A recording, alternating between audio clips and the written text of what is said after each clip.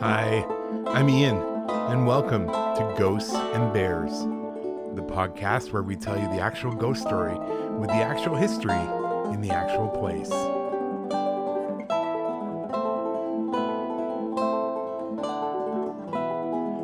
On this episode, we're heading off to Rogers' Chocolate Shop, where they have delicious candy and just as many ghost stories. So stick around as we explore the ghosts of Rogers' Chocolate Shop.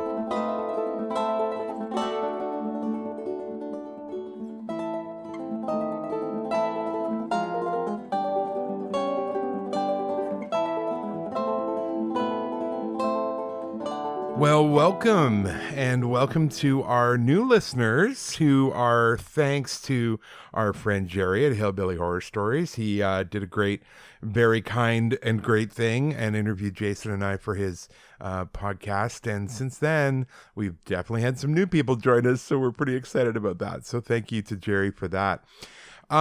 We are jumping back. You know, we did on our last episode, we did the Ghosts in My House, and we've got about three or four of those set up to do. But tonight, and I say this tonight because I'm literally recording this on the Tuesday before it drops, which is pretty awful of me. Usually I'm way more organized, but it just got away from me with the Labor Day weekend. We're going to be doing one of the stories on the ghost tours that I do here in Victoria. Tonight we're going to feature Rogers Chocolates, the Rogers Chocolate Shop. And it's a pretty cool story. I mean, there's a lot of ghost stories in it, but even just the history of the shop. What's cool about it is it's on Government Street, which was the main street of Victoria and is now the main sort of tourist area, old town, if you will. The building was built in 1904, and it has not changed at all. In fact, it's one of the few buildings that is historically protected, not only on the outside, you know, where they like to keep things looking pretty, but also on the inside. So if you want to sort of picture the shop, you're standing in front of it, you're facing it. What you're seeing is two plate glass windows that kind of curve into a front door, a beautiful glass dome with lots of little pieces of glass in it that make up the dome. And then when you go in the doors, you're looking at a black and white tiled floor, and then a kind of horseshoe shape of counters. So as the shopper, you would walk in, and those counters, there would be one person behind each counter as you went in. And they can't get to you and you can't get to them. There's, you know, the counter in between. And the counter is loaded with chocolates. They were really the pioneers of the candy business in Victoria. And as I mentioned in the story, they were also the pioneers of the international mail-order gourmet candy business that started to kick off in 1895. So it's really an interesting story on these two particularly prominent Victoria residents who went on to really leave a legacy of candy making here in Victoria. They're also still around. The shop is crazy haunted. I've had a lot of friends in my over 20 years of living here in Victoria who've worked there, and every single one of them has their own ghost story. Every single one of them. Anything from where people have been bumped or tripped, or they brush past someone and they say, "Excuse me," and then realize they're the only ones in the room. One friend in particular, I don't know what she did or what it was about her, but she seemed to really annoy Leah, who was the wife of Charles and Leah Rogers. There was a cupboard with all the cleaning supplies, just a broom, you know, that kind of thing. And they would have to go and sweep up before they left for the night. That was part of their job as the night staff, was to clean up and get the store ready for the opening in the morning. And I don't know what it was about her that Leah didn't like, but every time this poor girl would go to the cupboard, she'd go to pull on it, and it was just a regular cupboard. There was no lock or latch or anything. It was just a cupboard door you opened, but that door would not budge for her. Just wouldn't budge. If it was anybody else, the door would open normally.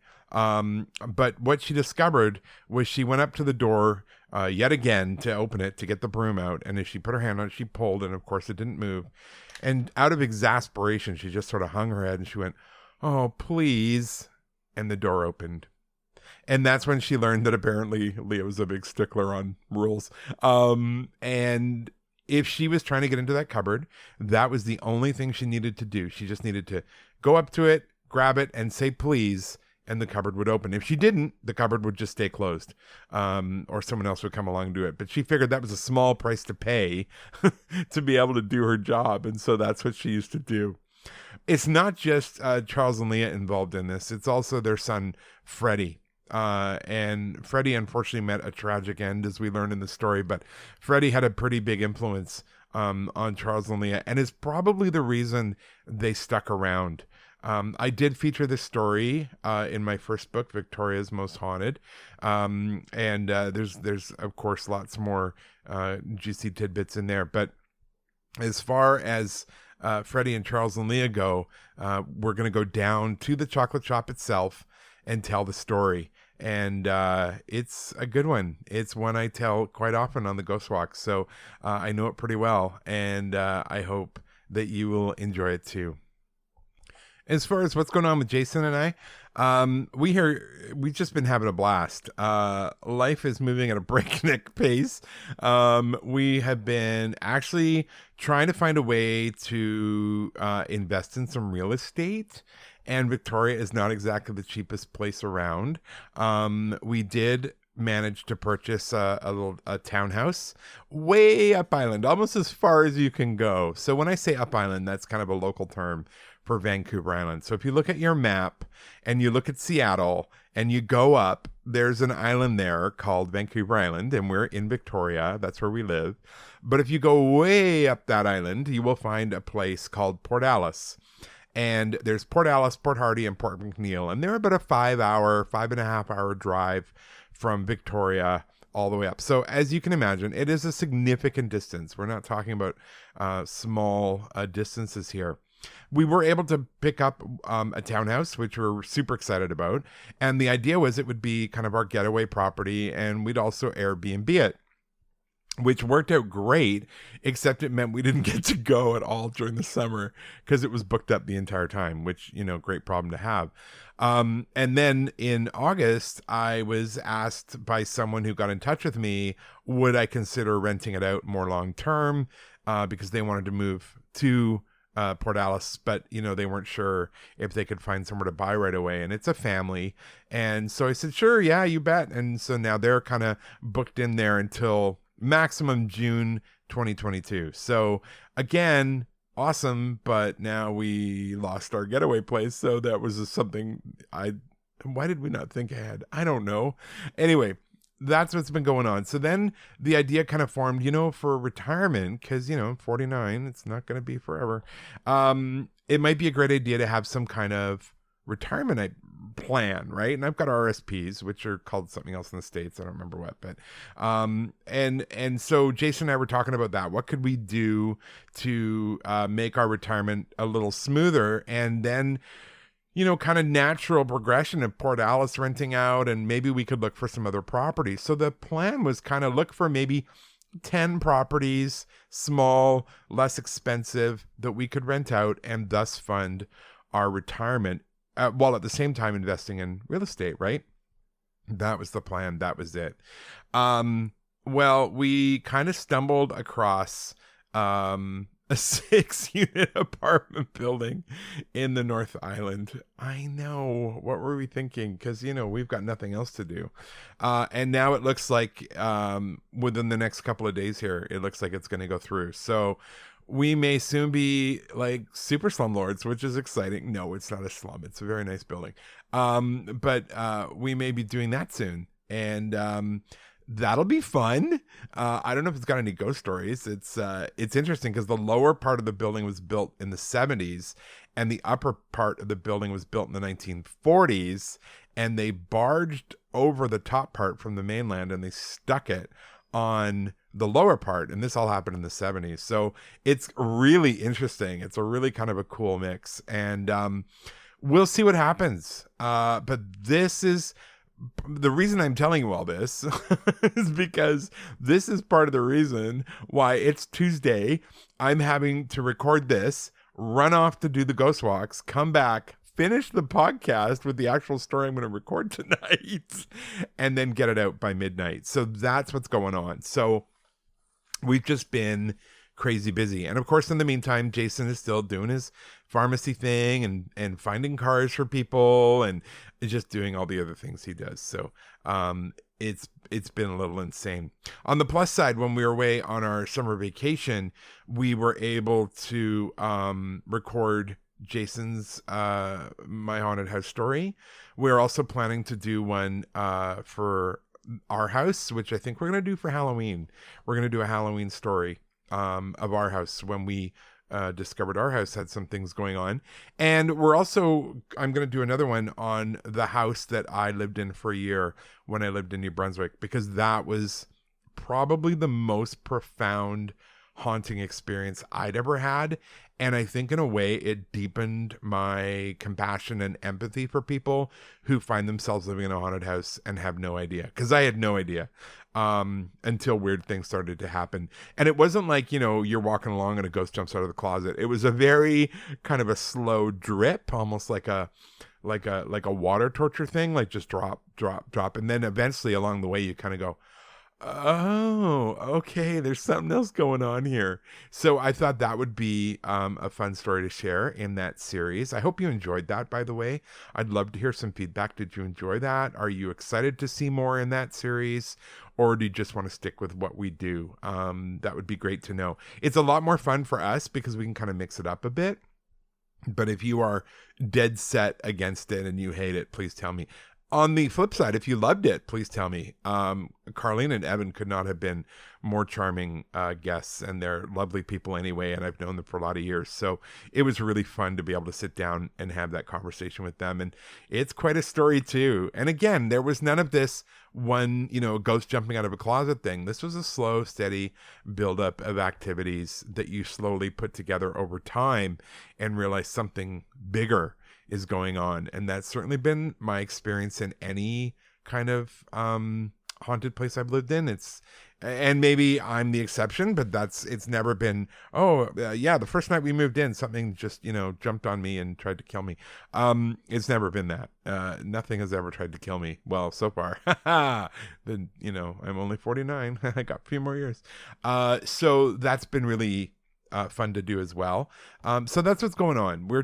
There's a lot of extra stuff happening, and that is a direct result of my complete lack of responsibility in regards to pre-recording and pre-planning the podcast. No, I shouldn't say pre-planning. I planned it. I just haven't had time to record it. So that's what's happening. But I hope you will enjoy this story. I think it's one of my favorites. I have over 500 stories from the Ghost Walks. I mean, we had a different tour, hour-and-a-half tour every night of the week. So that's 7 different tours. Plus we had another tour that we did as our standard tour as well. So we have a lot of stories and they're amazing. And I'm so grateful to Ghostly Walks, who employs me to do the Ghost Walks, for sharing their stories and being cool with talking about them and all of that. John Adams has been amazing and incredibly generous that way. So a big thank you to him. We are going to now get started. We're going to slide on in to the streets of Victoria. It's dark. It's, not as busy as it could be. So that's nice. We have the streets to ourselves mostly. And we are going to find ourselves standing in front of Rogers Chocolates and hear the story of Charles and Leah and Freddie, the ghosts of Rogers Chocolates, coming up on Ghosts and Bears.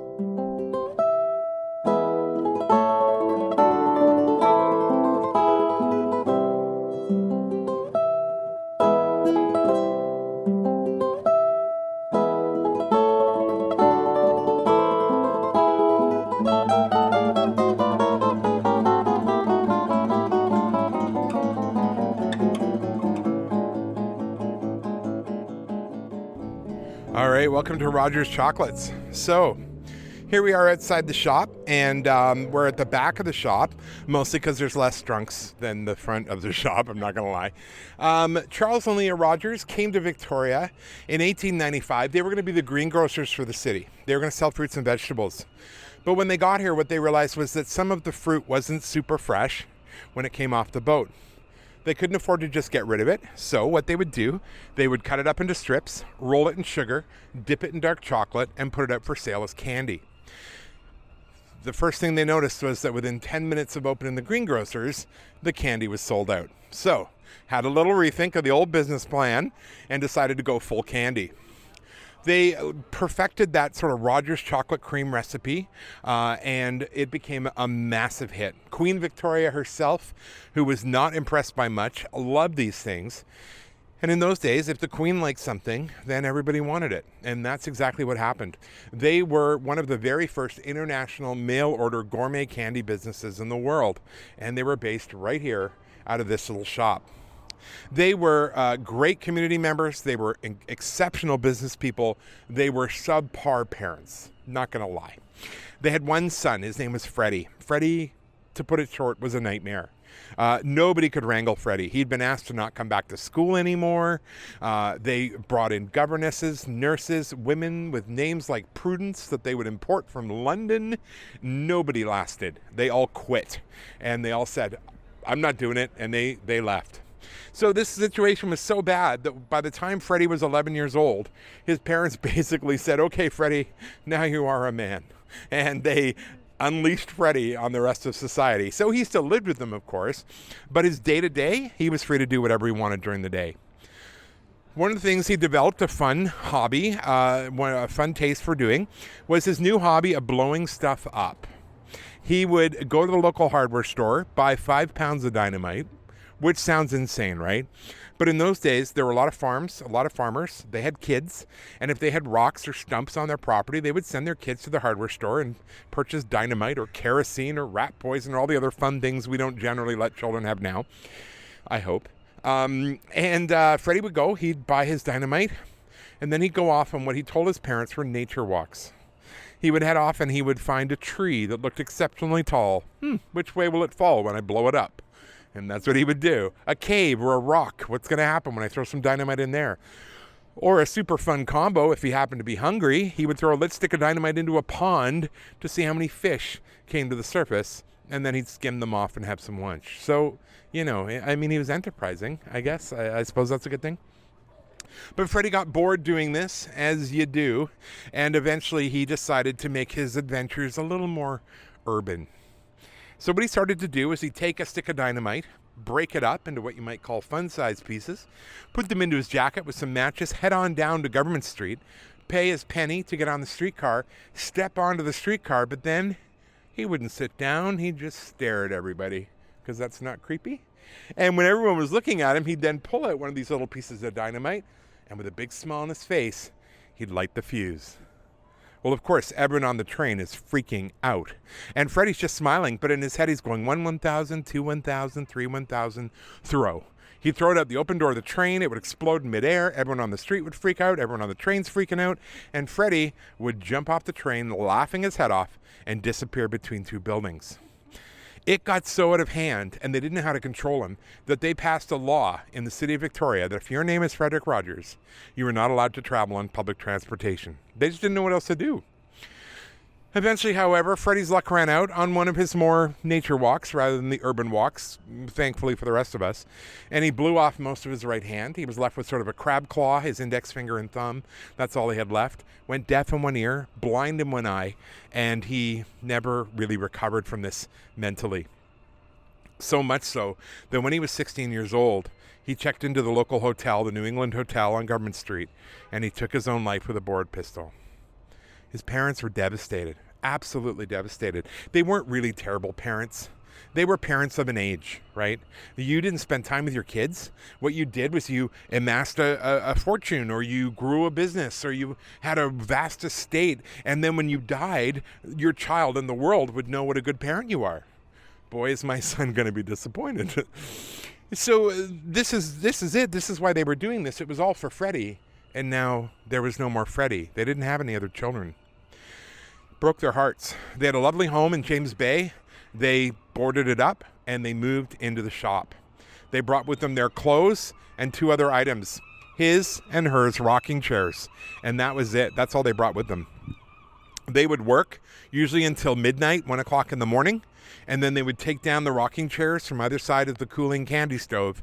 And they would rock until maybe 5 or 6 in the morning, try and get some sleep.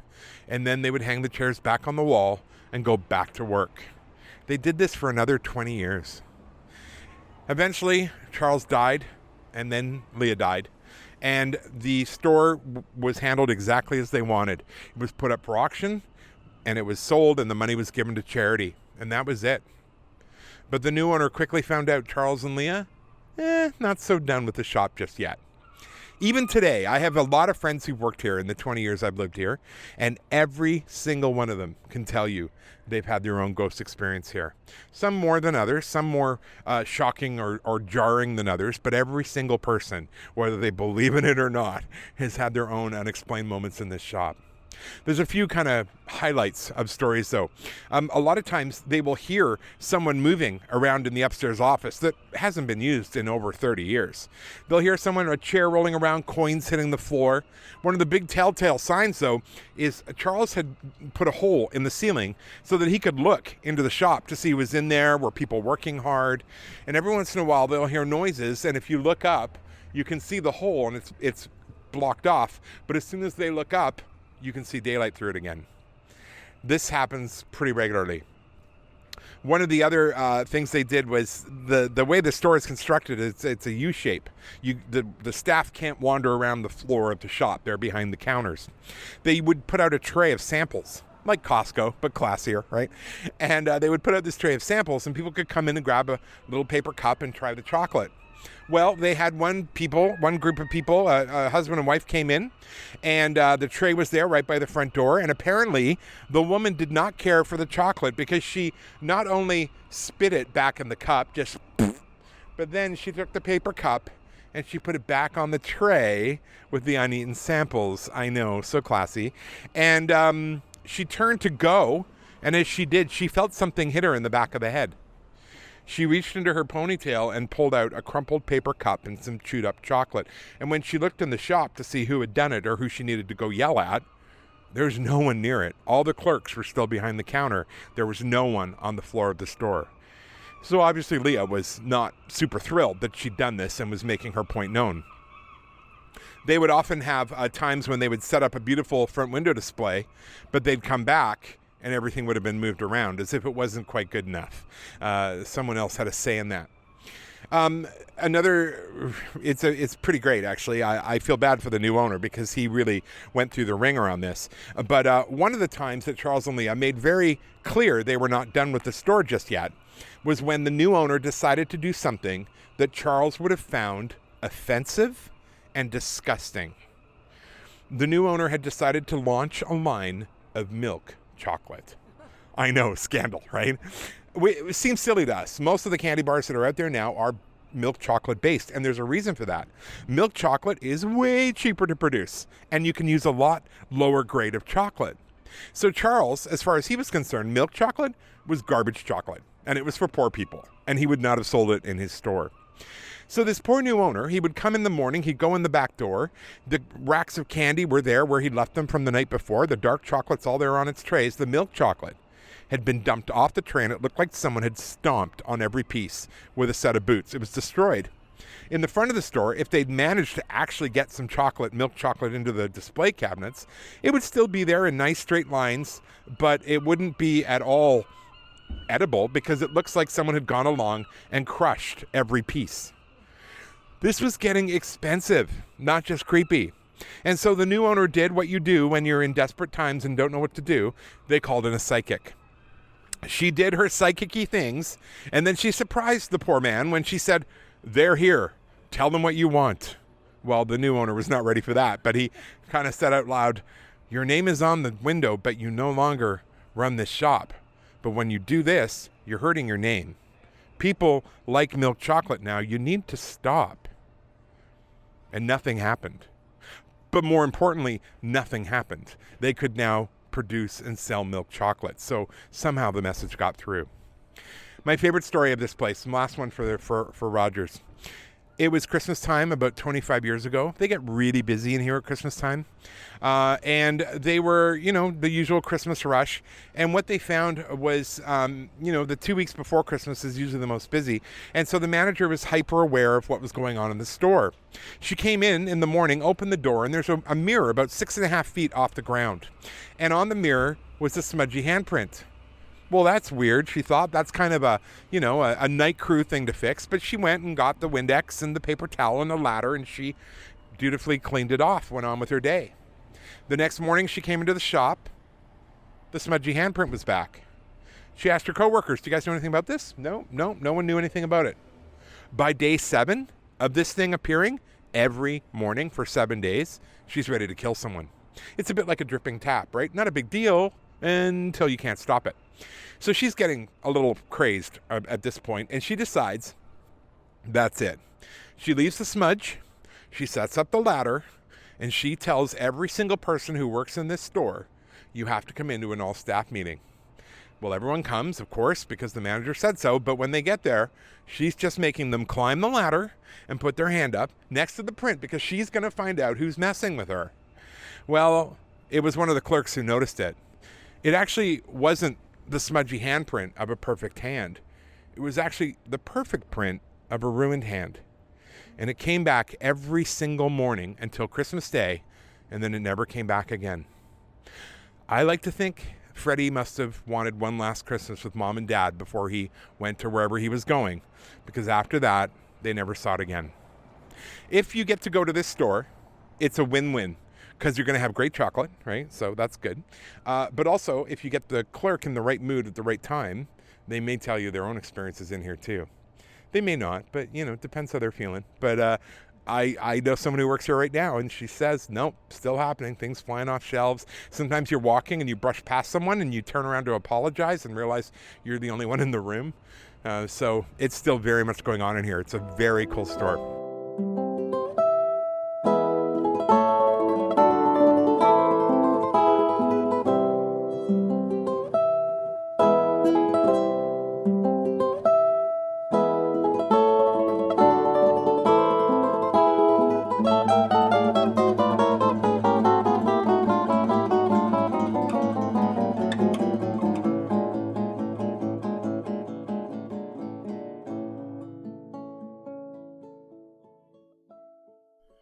Welcome back from our story time. I hope you enjoyed that. And a miracle has occurred.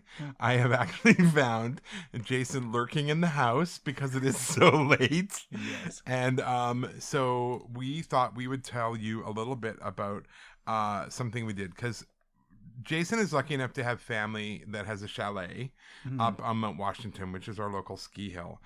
And we don't go there to be outdoorsy. I'm not going to lie.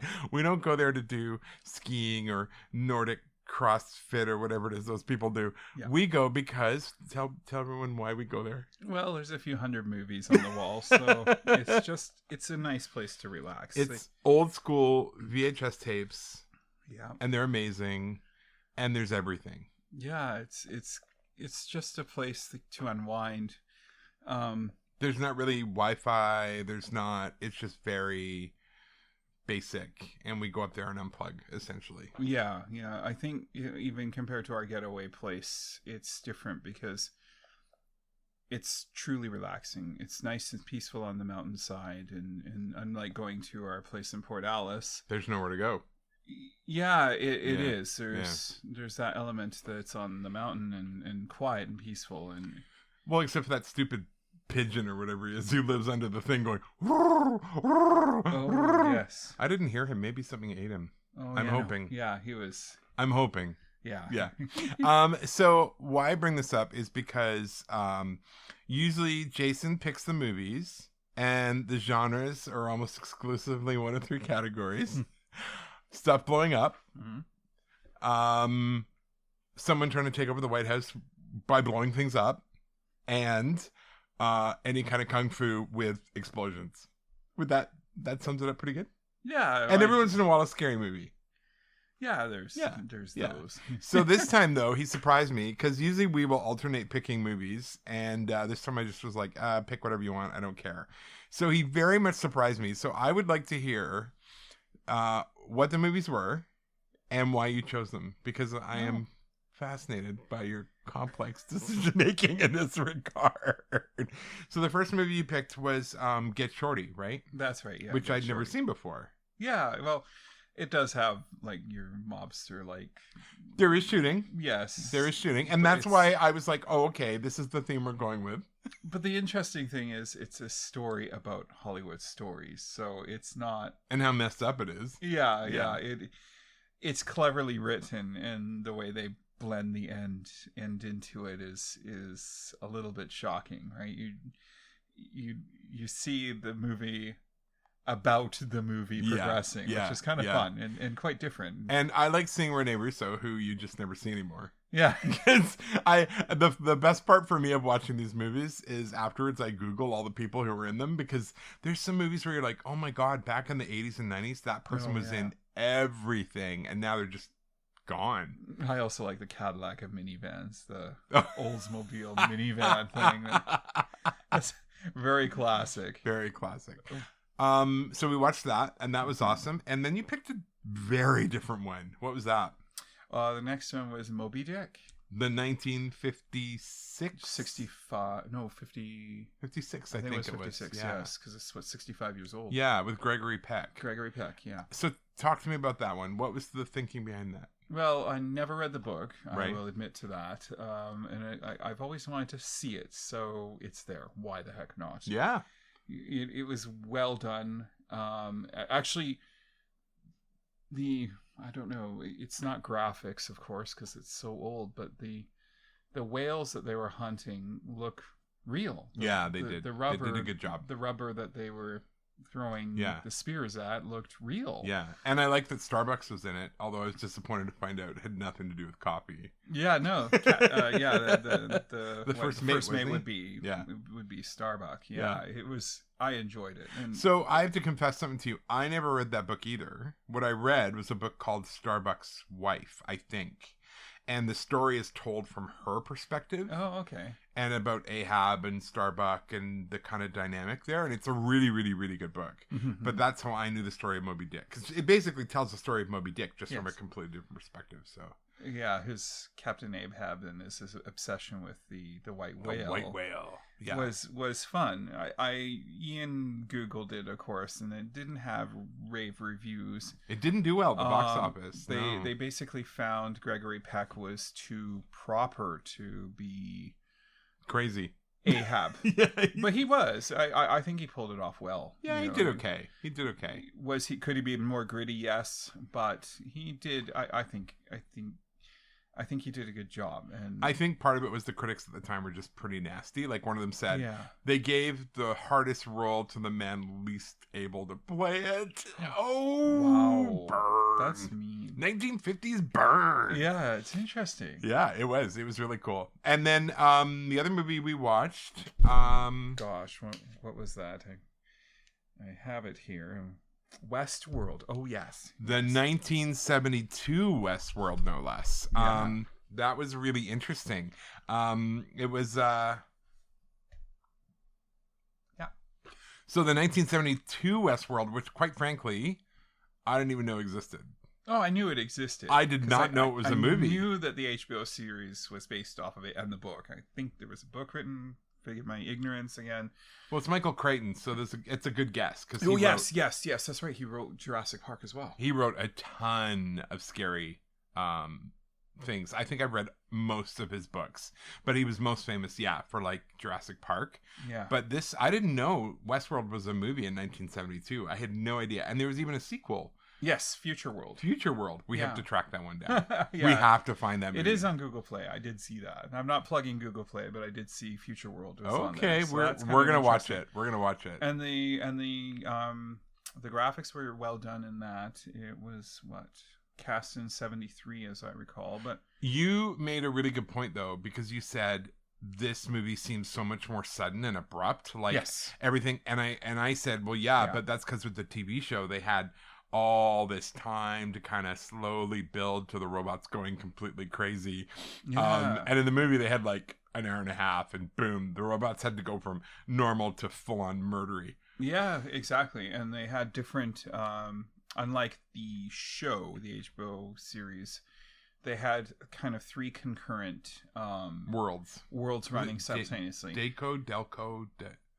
Remember the name of it? Danco something. That was the overarching company, and then they had the 3 worlds. What were they again? There was Westworld, which was the Western phenomenon, and then there was the Roman world, which was ancient Rome, and then what, the other one? King Arthur. The medieval one. Medieval world, yeah, medieval world. So it was interesting. I mean, I can see why they would have criticized that, because it's like, well, you know, if you're fighting in medieval world with swords or Roman world with swords, how would the sword know to be able to not penetrate a human? Yeah. You know, so they had that a little bit off, but, you know, the guns were supposed to recognize human flesh versus the robot flesh. But yeah, they pulled it off pretty well. I mean, you really didn't know who was human or who was a robot, and that's part of that particular movie's charm is it's very quick to turn the story up. Yeah. You never saw anything about Roman World. Literally, the only thing they did with Roman World was people ran through it. Yeah. That's pretty much it. I wonder if, because in the very beginning of the movie they talk about Roman world where all of your sensual pleasures are. Oh, right. Yeah. And I wonder if they shot some stuff and then they went, ooh, maybe not. Better not. It might be too saucy. Yeah, I get that. Yeah. Yeah. Whereas the series, the TV series, there's a lot more. The juxtaposition with the TV series is there's a lot more empathy to the robots, whereas in the movie they're just murdery. Yeah, you don't like them. No, they're just awful and murdery. It's very different. And then the last movie we watched this weekend was Phenomenon, which I kind of remembered, but not really. Same. John Travolta. Yes. Keira Sedgwick. And there were some character actors in there, but you know there wasn't like anybody else really super famous. That's right. And what was that one about? Well, he basically, in theory, gets a visit from an alien entity. He's just a small town mechanic. Yes, that's right. And he becomes superhuman, but they think that through CAT scans there's something wrong with his brain. There's definitely an abnormal growth that is terminal, and that's his ability to suddenly be able to become brilliant, more informed than PhDs, like scholars that are postgraduate education, and the telekinesis. Yes, the telekinesis. Yeah. The family doctor loved that. Yeah. He's made mention of something along the lines of it brought out his inner child and curiosity about becoming a medical doctor. Right. It was a good movie. I was surprised how good it was, and I thought it had, you know, all the happy, good time moral lessons, and it was a sweet movie. I was impressed. It was more acting than I thought John Travolta was capable of, so I actually really liked it. Yeah, it was a lot of fun. Yeah, so you made good picks. It was very diverse. It was very, very varied. Yeah, and then other than that, we just sort of went around town eating things. Yes. Yeah, if you're out over in Comox Courtney, you should check out Frankie's chicken fingers, boneless, no bones about it. Yeah, because they do good. It's chicken fingers and fries, and they also do these little donut holes. Yeah, that come with every meal, and this time the fries were a little salty, so we fed most of them to the birds. Yeah, the pigeons would loved us. I think they recognized us from the previous time. That's really embarrassing when they just suddenly the vermin knows you because you feed them. But they were there was some pushy ones. They were just coming straight up on the table, and I told you we could have grabbed some, made a pie. Yeah. They were quite beautiful. Yeah. I find pigeons beautiful. I don't know why people dislike them, but there's so many of them, I think. Well, maybe, but there were different multicolored ones there this time. True. There was even a white one, which was bizarre. It was almost an albino pigeon. But isn't that like dandelions? Like, who says dandelions are weeds? Technically, they're not weeds. They're still pretty. It's just they grow without any assistance from us, yes, so we call them weeds. Yes, we do. So who's the problem here? It's interesting. But really, they're good for you because what they do is they try to break up the soil. They will grow in packed soil. That's why their roots are so robust. And you can eat them. Their roots are pulling apart the soil and making it more usable for other plants. I just like that we can eat them. That's true. Yeah. All right. Well, thank you. That was fun to talk about the movies, and I hope we didn't provide any spoilers. All these movies are at least 20 years old, so I don't feel bad about that at all. But No. if we go and see a new one, we won't do spoilers. Or 65 years old. Well, Moby Dick. That's pretty cool. Old school. Oh, what was the one that inspired Terminator? Oh, Westworld. That was Westworld. Westworld inspired Terminator. I thought that was so cool. And when you watch Westworld and you see that one relentless cowboy robot coming after them, you totally get it. Oh, yeah. 100%. Yeah. Yeah. It was really cool. It was like a Terminator. It wouldn't stop. So if you want to see some kind of weird non-official origin movies, check out Westworld with James Brolin in it, who plays kind of a dink. So. Well, yeah, no, actually, you're right. Because even when he was all burned up, he still was coming after him. Yeah, even after acid was thrown on him, he was still, that was definitely very Terminator. Yeah. Clever. All right, thank you, Jason. I'm so glad you were able to stop in and do all that. And I'm going to do all the thank yous and plugs, and then we're done our show. Thank you, listeners. I'm very grateful, and I know we're very grateful. And we enjoy sharing these experiences with you. It's fun. And we should have a new Ghostmobile to show you soon. We're just not sure which yet. Yeah, we're trying to figure it out. Do we want an FJ Cruiser, or do we want a 4Runner or a Tundra? All used. We're not like out buying new cars, but we've got some cars to sell that we can roll the money into something new and a little more useful for us. Yeah. So, well, I'm pulling for the 4Runner. Well, I'm more for the FJ. Ugh. I think the FJ is more unique. Yeah, no, I don't want unique. I want comfortable and beautiful. Well, we determined that the FJ was very comfortable. It's not that beautiful. It's unique. It's very cool. I like the homage to the old the 40 series FJ Land Cruiser. Yeah. FJ40 or whatever they call that. Yeah. All right. Well, we'll see what happens. You'll find out next time. Yeah. It'll be done by then. All right. Thanks, Jay. We'll talk to you soon. Okay. Thanks. That was so cool that Jason was here. That never happens. So I was so thrilled to have him here. I thought, we'll talk about a little bit about the movies we saw. So that was really fun. We do have another episode video coming out, the Fan 10 Alley video. Alex has been working on that. And so that will be coming out really, really soon. Maybe even this coming up weekend. So this drops midnight tonight, which is Wednesday or Tuesday at midnight. And then, this coming up weekend, the Fan 10 Alley video will be out. So check that out. It's going to be kind of awesome. I think you will really like it. And he's got some really interesting stuff. We're going to mix it up a bit. And Jay and I are probably going to be in the next couple of them and maybe even talking. I know the talkies come to Ghosts and Bears. So check those out and let him know that you like them. He would be thrilled to hear from you. I want to thank all of our coffee buyers.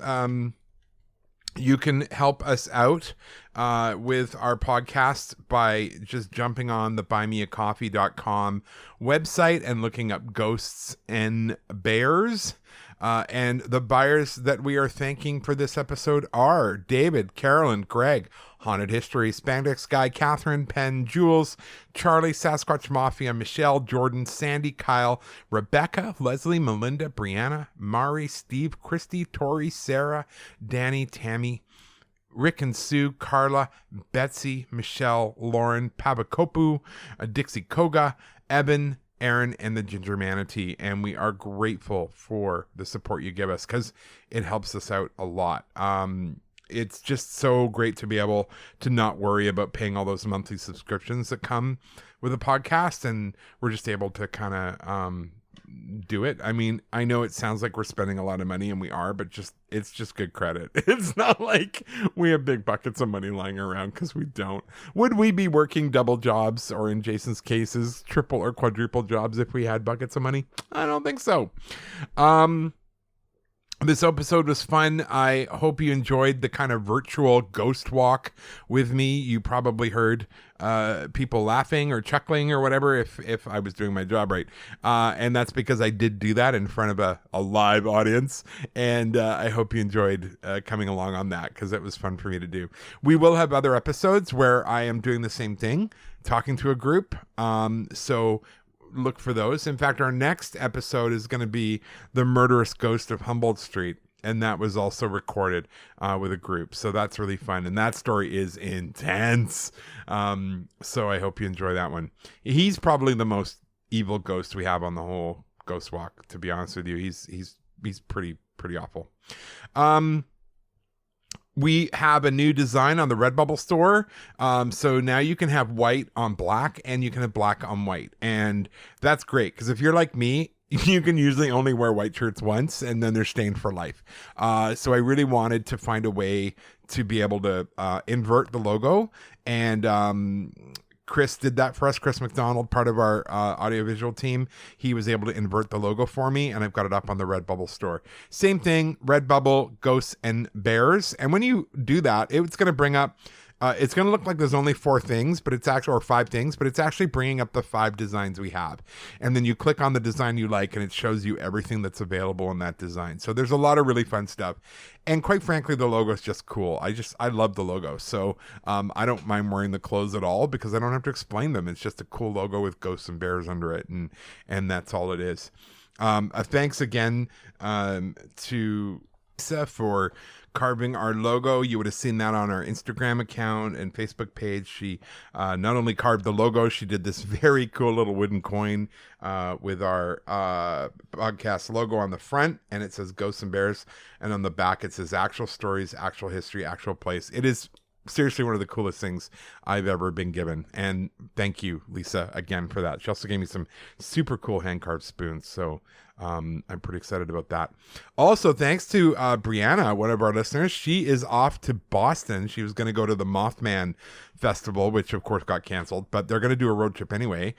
And she's going to bring me something back from Salem. So I'm kind of excited about that. So I'm thinking I may have to install a shelf above my computer so I can put all the cool podcasty things that people are sending in, because that's really neat. And I'd love to have them all in the same place.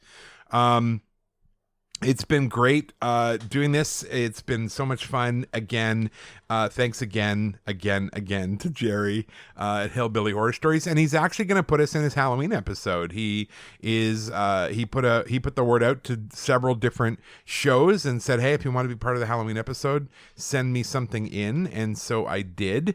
And so you can tune into Hillbilly Horror Stories for their Halloween special, and we're going to be on it. So that's really cool. I'm pretty excited about that. Other than that, I think we've come to the end of what we were going to be chatting about. I hope you are craving chocolate now and have a way to get some, because there's nothing worse than when you're craving it and you can't get it. But no, this should actually work for you. Like I said, our next episode, The Murderous Ghost of Humboldt Street, a very nasty little ghost named Joe, and we'll be talking about him on the next episode, episode 11. And yeah, just thanks everybody for all your contributions and for emailing and writing in, and to the man who emailed us and said that ghosts have stolen all his forks. I hope they come back, because that would suck. I mean, I guess you could use spoons, but sometimes nothing's going to beat a good fork. So I hope they come back, buddy, because that would not be good. Thanks again for joining us. I hope you have a fantastic week, day, sleep, walk, whatever you're doing, drive. Just remember that we would love to come and see you when COVID stuff lifts. We want to come to where you are. We want to come and hear your stories. We want to come and see your haunted places with the history and record right where they are, because that is what we love to do. So the next time you're wandering around, remember, we've got the actual ghost stories with the actual history in the actual place. And hopefully one day that place will be with you. Take care. Bye.